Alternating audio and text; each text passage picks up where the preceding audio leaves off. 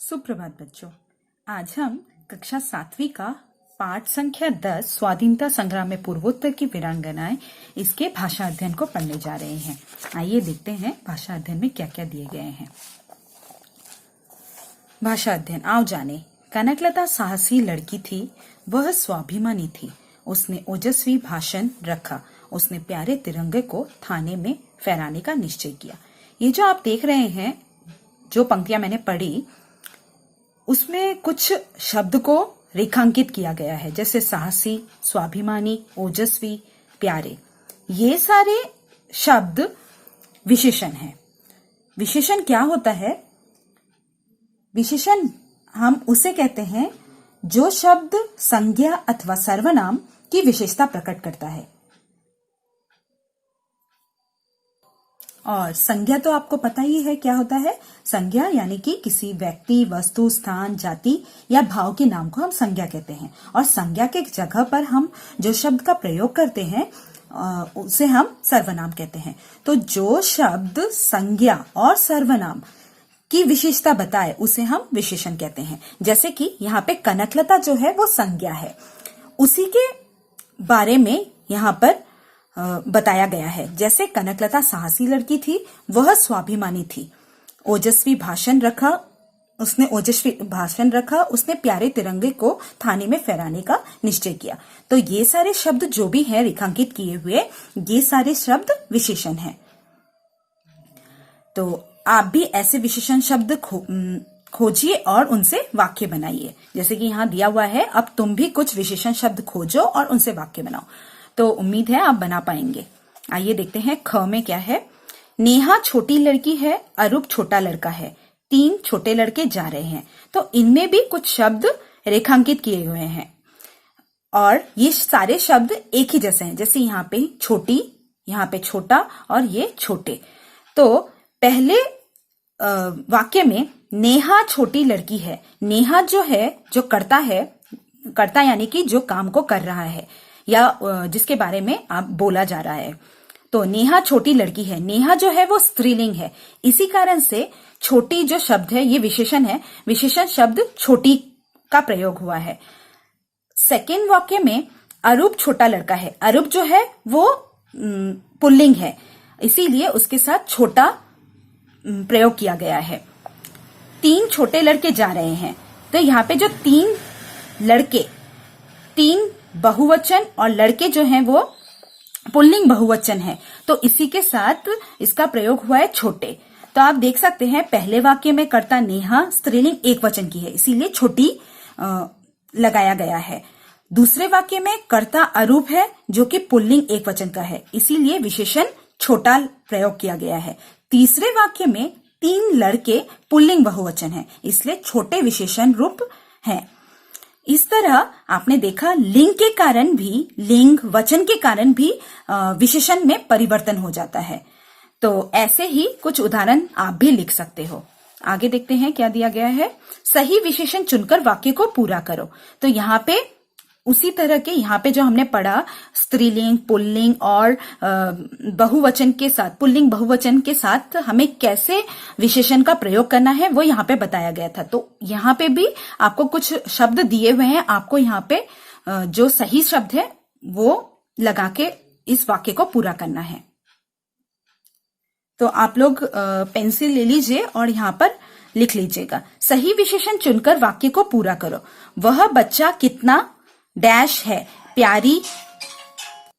तो यहाँ पे वह बच्चा जो है वो पुल्लिंग एक वचन का है, तो हम क्या लगाएंगे यहाँ पे, प्यारा। तो आप लिख लीजिए।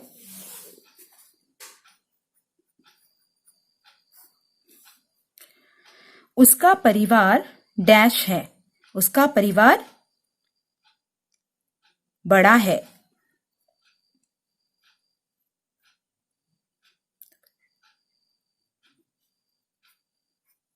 उसका जो है वो पुल्लिंग है, इसीलिए बड़ा प्रयोग हुआ है, बड़ा विशेषण शब्द प्रयोग हुआ है। कक्षा में अनेक, यहाँ अनेक से आप समझ सकते हैं ये पुल्लिंग बहुवचन है।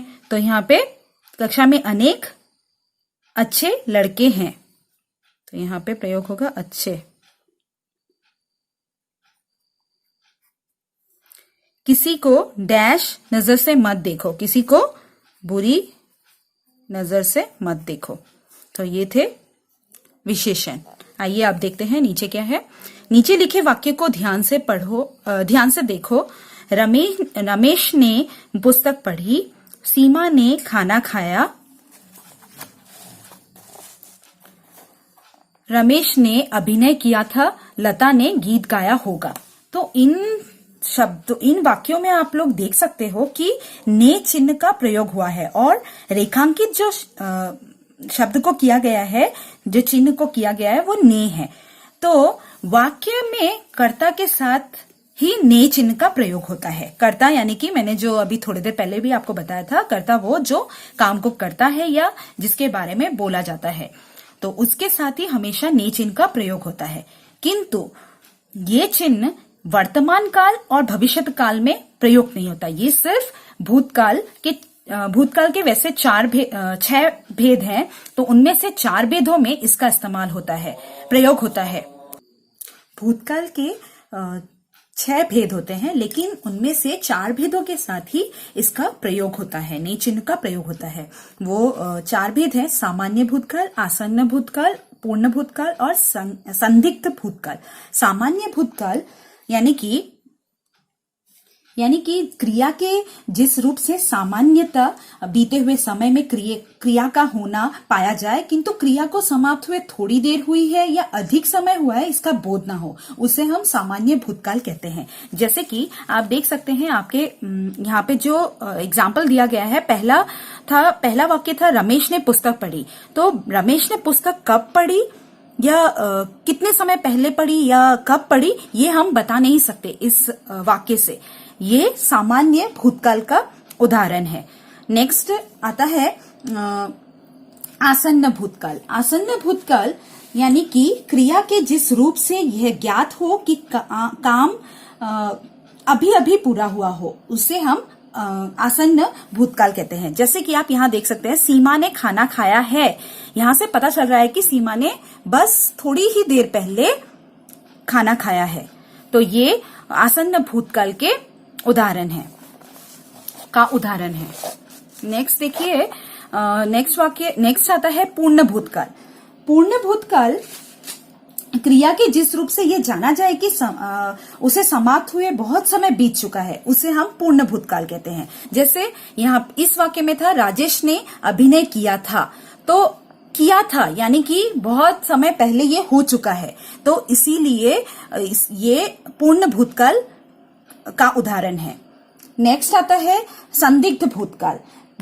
संदिग्ध भूतकाल वो है जिसमें क्रिया के करने या होने का संदेह हो, उसे हम संदिग्ध भूतकाल कहते हैं। जैसे कि आप इस वाक्य में देख सकते हैं, लता ने गीत गाया होगा, यानी कि उसने किया होगा। इसमें संदेह की भावना प्रयुक्त हो रही है, तो इसीलिए हम कह सकते हैं कि ये संदिग्ध भूतकाल का उदाहरण है। तो आपने देखा यहाँ पे जो भी वाक्य दिए गए थे, ये भूतकाल के 4 भेदों के थे, 4 भेदों के उदाहरण थे, जो कि थे सामान्य भूतकाल, आसन्न भूतकाल, पूर्ण भूतकाल और संदिग्ध भूतकाल। तो ने चिन्ह का प्रयोग सिर्फ भूतकाल के 4 भेदों में ही किया जाता है, और वो सामान्य, आसन्न, पूर्ण और संदिग्ध भूतकाल में ही प्रयोग होता है। और ये चिन्ह तभी प्रयोग किया जाता है जब क्रिया के साथ कोई कर्म हो, यानी कि जैसे कि यहाँ राजेश ने अभिनय है कर्म, लता ने गीत जो है वो कर्म। तो आप अब ने चिन्ह का प्रयोग करके 5 वाक्य बना सकते हो। तो आज इतना ही था इस पाठ में भाषा अध्ययन। इस पाठ के भाषा अध्ययन में इतना ही था। तो आज के लिए बस इतना ही।